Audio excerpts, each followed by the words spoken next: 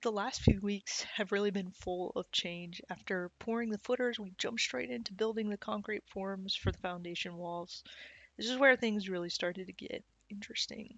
We decided to use ICF, or insulated concrete forms. If you've never seen them before, think of like a heavy duty styrofoam Lego blocks that stack together to create the walls. Because we needed a lot of them, we ordered the concrete forms unassembled, which meant we had to build every single one of them ourselves. Thankfully, some sweet friends came over to help us assemble them, even though I didn't get any of them on camera. The forms themselves aren't hard to put together, but pushing in all of those plastic supports definitely started to hurt my hands after a while.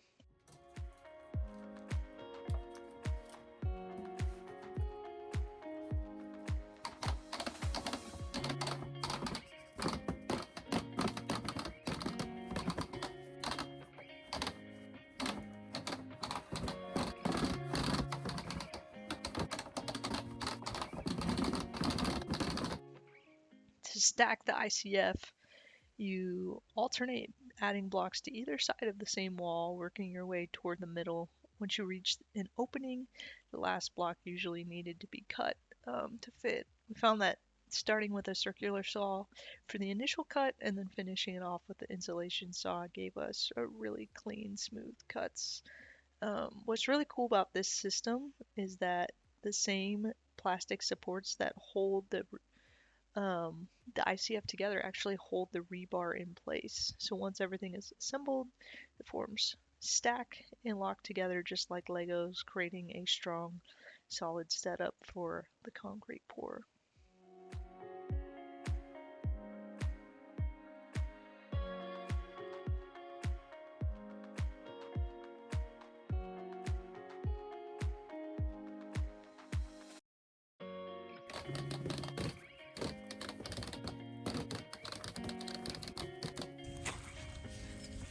Hey, Chip. Quite possibly the hardest part of the ICF assembly was the mud. The entire build site turned into a sloppy mess, and every step felt like your feet were sliding around. The mud clung to your boots, making it feel like you were carrying an extra 10 pounds. Nathan had never worked with ICF before, so there's definitely a learning curve. One thing we learned quickly is just how important it is to have that proper bracing. Overall, the ICF held up really well during the concrete pour, but we did have some cracking and even one concrete blowout during the pour. Thankfully, we had extra materials on hand and we were able to make quick fixes during the pour, which kept everything on track and led to a successful result.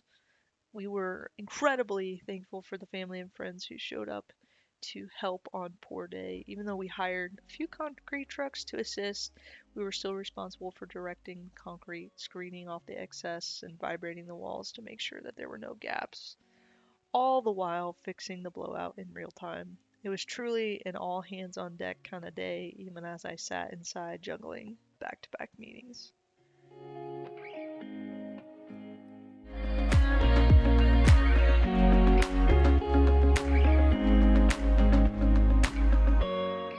After the pour, we pulled in a little extra help from friends to apply a vapor barrier to the outside of the ICF foundation. Unlike the old school vapor barriers you usually see on the inside of basements, that thick white coating, this method helps stop moisture before it ever makes its way in. While the vapor barrier was going on, Nathan and my dad tackled burying the power line to the house. And honestly, one of my favorite parts of the day was just hearing all of the kids playing at the treehouse and sliding down a massive pile of dirt. Go on the booty. Let's see it. Go ahead. Woo! Also, a huge shout out to our friend who brought a drone and helped us capture some truly epic shots. It's one thing to watch this build come together from ground level, but seeing it from the air made it even more fun.